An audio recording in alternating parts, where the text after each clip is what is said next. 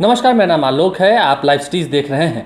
भारत और चीन की सीमा पर पिछले 41 दिनों से तनाव का माहौल है और इसी तनाव के माहौल के बीच बिहार के लिए एक बुरी खबर है।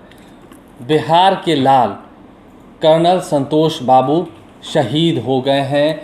सोमवार यानी कि कल देर रात जब पेट्रोलिंग पर थे, वो उनकी गाड़ी पेट्रोलिंग पर थी, 2 जवान भी साथ में थे जो कि झारखंड के रहने वाले थे। उस वक्त चीनी सैनिकों के साथ उनकी झड़प हो गई और इस बीच बिहार रेजिमेंट के कर्नल संतोष बाबू शहीद हो गए और जो 2 जवान झारखंड के थे उन दोनों ने भी देश के लिए अपनी शहादत दी है। उनकी शहादत पर उनकी मां को गर्व हो रहा है।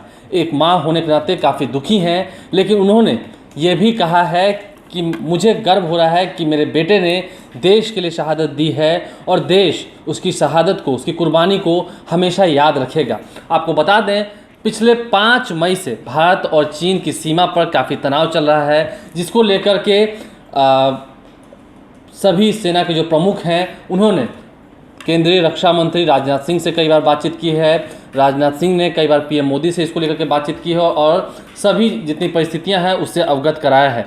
यदि हम बात करें कर्नल संतोष बाबू की, तो वह 16वीं बिहार रेजिमेंट के ऑफिसर हैं, कर्नल हैं और काफ़ी मजबूती के साथ लद्दाख में डटे हुए थे। पिछले 1.5 सालों से वो वहीं पर ड्यूटी दे रहे थे और कल रात को जब ये घटना हुई, झड़प हुई, उस बीच बिहार के लाल मेजर संतोष बाबू ने अपनी शहादत दे दी देश के नाम पर।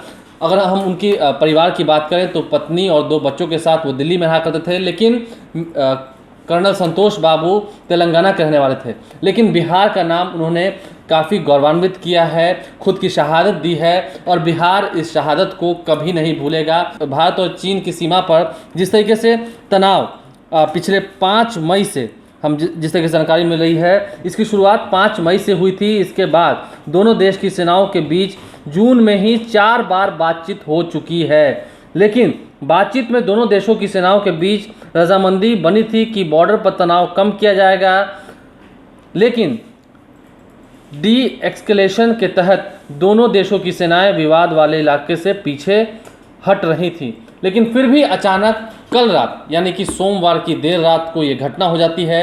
मंगलवार की दोपहर को उनके परिवार वालों को इसकी सूचना मिलती है और बिहार का वो अनमोल लाल कर्नल संतोष बाबू शहीद हो चुका है। इसकी खबर उनके परिवार वालों को लगती है।